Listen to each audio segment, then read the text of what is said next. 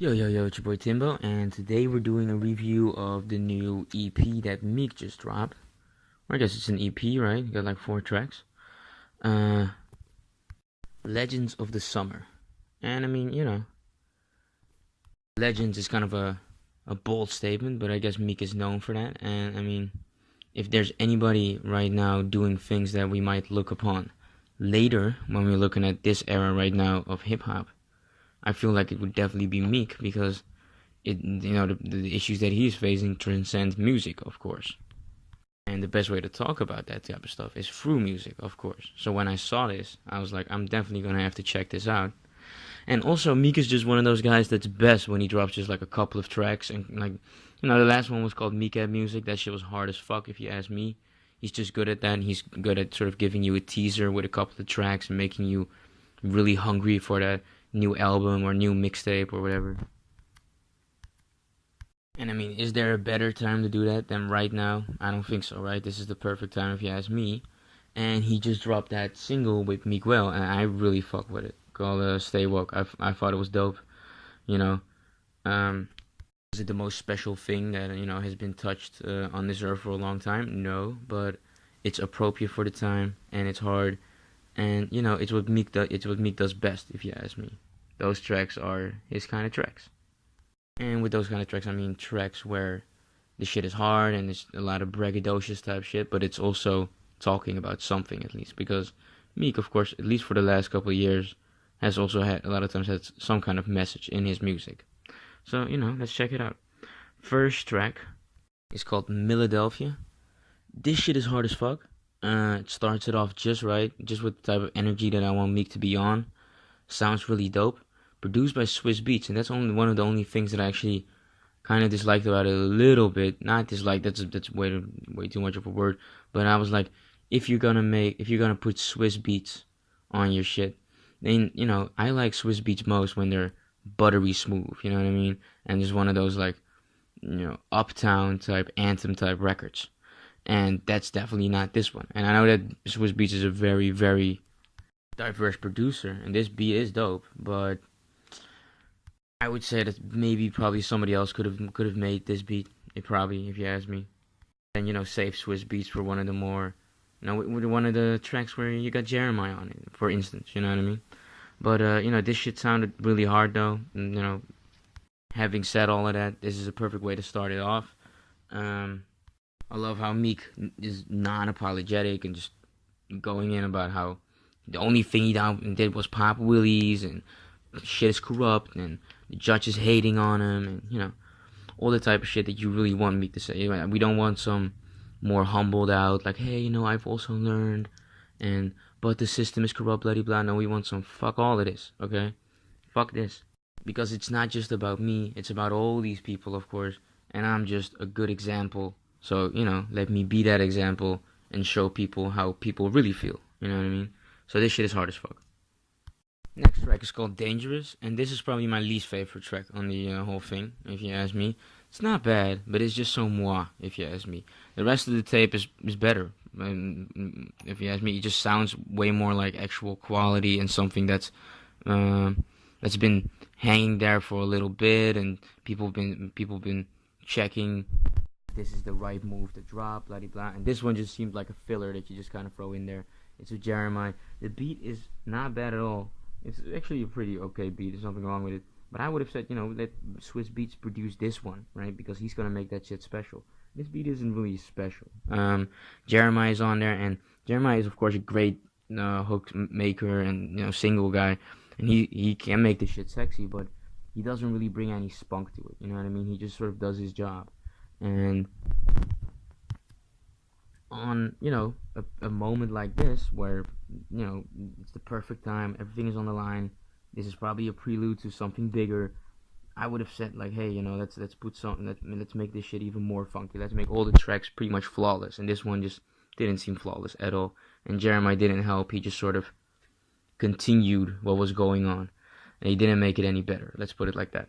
Got P&B Rock on there, and I gotta tell you, I haven't really been up to him that much. I heard a couple of songs that I like, but a lot of people are really fucking with him, and I haven't really figured it out yet exactly why.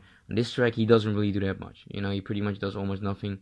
Um, it's not bad. I'm not saying put him off there, but I'm just saying like if you're a younger artist, maybe I would have tried to shine even more. You know what I mean? I don't know if that was possible or not, but you know, it wasn't amazing. This track I would have probably given like, you know, this track on itself I would have probably given like a 5 minus. You know what I mean? Just like not an F, but not amazing either. Next track is called 1 a.m. And this is one of those tracks. It's not that special either, but this is one of those where I'm like, yes, okay, give this one the green light because it sounds hard, and it sort of follows the way that this album is supposed to sound: hard, gritty, uncut. You know, it's a trap song, and I'm not the biggest trap guy, but at least this is a trap song that sounds different than most trap songs. It doesn't sound the same as all the trap songs. It has a cool little high pitch in there that makes it sound a little different. Makes it sound a little more off the grid, a little more mysterious, and you know, Meek. This is where Meek is good at. You know, this is the type of shit.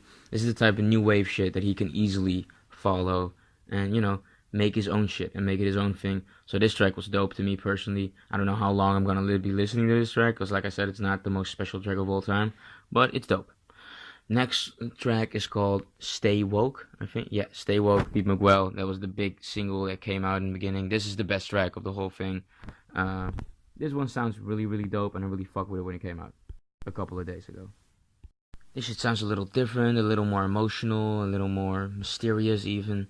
Um, Meek actually goes into depth about how he feels about the situation and about multiple stuff going on around this situation. And that's dope, you know, because, you know, of course we want to know what's going on. There's cool little emotional piano going on. Miguel actually enhances this song and makes it better, even though he doesn't even really do that much in it. What he does makes it sound better, and that's important, you know what I mean? He talks about J and M and how they're proud of him and blah blah blah blah, and I guess that's cool, you know.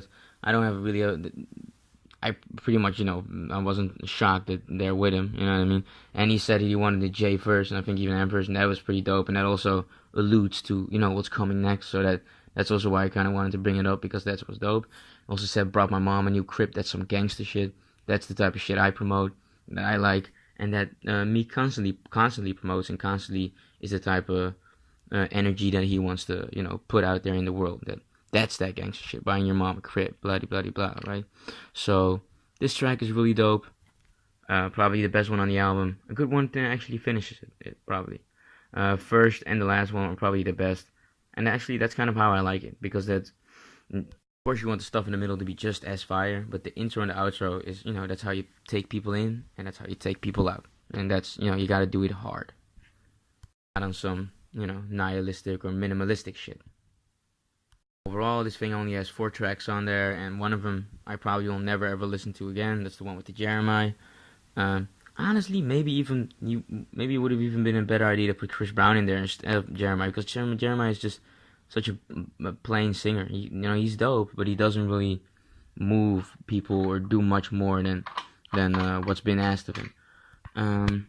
Also, why I know this could have been better. I know I keep going on about it, but it is true that Meek Mill had a way better track like this, the Whatever You Need one with Chris Brown, and even Jeremiah had a way better track than this, the All Eyes on Me one with The Game, and those were, you know, I would have preferred those ones actually on an album like this than the track that I just heard. But maybe it grows on me, I don't know. Kind of though. But except for that, this shit is pretty fucking hard. The timing is perfect, and know that this is about something more. And when I'm talking something more, I'm talking DC 4.5, or, you know, the new album, you know, wins and losses in the court case, or whatever the fuck they're gonna call it. And that's gonna be dope, and I'm definitely looking forward to it. So it definitely did his job. It did what it's supposed to do. So that's why I'm still giving this a 7 minus. Could have been better, and I'm expecting that I'm gonna give whatever comes after this. I'm gonna give this at least a 7 plus, or maybe even an 8. You know, something that's really dope, because Meek Mill is on fire. You know, in music and out of music, and just pretty much in everything that's going on. So we expect the appropriate type of music for, you know, the situation that he is in right now. What do you guys think? Do you guys think that I'm tripping and that everything in here is just complete fire and completely special, or do you guys think that I'm actually even being a little too generous, and this one was kind of underwhelming? I actually can understand the viewpoints of both sides. Let me know. Like, comment, subscribe, and I'll check you guys on the next project, probably tomorrow, or maybe 2 days from now. But I'll try to get one in tomorrow. Okay, peace.